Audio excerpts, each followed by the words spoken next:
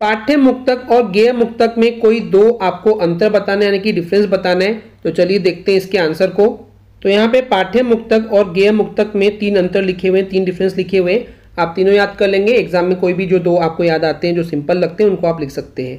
तो देखिए, जो पाठ्य मुक्तक है इनका पाठ किया जाता है। यानी पाठ कैसे किया जाता है? जैसे पैराग्राफ होता है, कोई स्टोरी होती है, उसको जैसे आप रीड करते हैं, सिंपली आप इसको पढ़ते हैं। पाठ करना मतलब पढ़ते हैं। लेकिन जो गेय मुक्तक है उनको लय में गाया जाता है, क्योंकि गेय मुक्तक यानी गाने वाला मुक्तक, गाने वाली कविता। तो गेय मुक्तक को लय में गाया जाता है, उसको पढ़ा नहीं जाता है। ये हो गया पहला डिफरेंस। सेकेंड है, जो पाठ्य मुक्तक होता है उसमें लय, तुक और छंद को ध्यान में नहीं रखा जाता है। यानी कि यहाँ पे जो ये वर्ड है लय यानी कि राग से, तुक यानी क्या होता है? Rhyming word.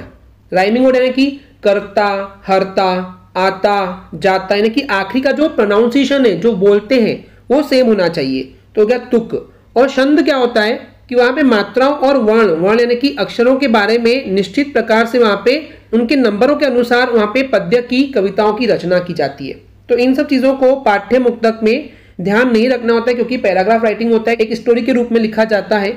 जबकि जो गेय है यानी कि गेय मुक्तक है, यहाँ पे छंद विधान युक्त रचना होती है, यानी कि छंदों का बहुत ही ध्यान रखा जाता है, उसके हिसाब से ही रचनाएं की जाती है। ये हो गया सेकंड डिफरेंस। थर्ड है कि आधुनिक यानी कि जो आज के समय के जो मुक्तक काव्य हैं वो पाठ्य मुक्तकों की कोटि है, यानी कि उसकी कैटेगरी में आते हैं।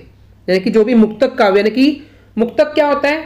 जब आप कोई भी पैराग्राफ लिख रहे हैं तो मुक्त रूप से, यानी कि बिना कोई चिंता के, बिना कोई ग्रामर के, व्याकरण के नियमों को ध्यान में रखते हुए आप लिखते हैं, इसको बोलते हैं मुक्तक। तो जो ये पाठ्य मुक्तक है ये मुक्तक काव्य, यानी कि बिना किसी टेंशन में, बिना कुछ सोचे हुए आप लिख सकते हैं, उस कैटेगरी में, कोटि में, यानी कि कैटेगरी में आते हैं। ठीक है। जबकि जो सूर हो गए, यानी कि सूरदास जी हो गए, तुलसीदास जी हो गए, प्रसाद हो गए, सुमित्रानंद पंत हो गए, इन सभी के जो पद हैं, जो दोहे, जो इन्होंने कविताएं लिखी हुई है, वो गीत जो है उनके, वो गेय मुक्तक के अंदर आते हैं।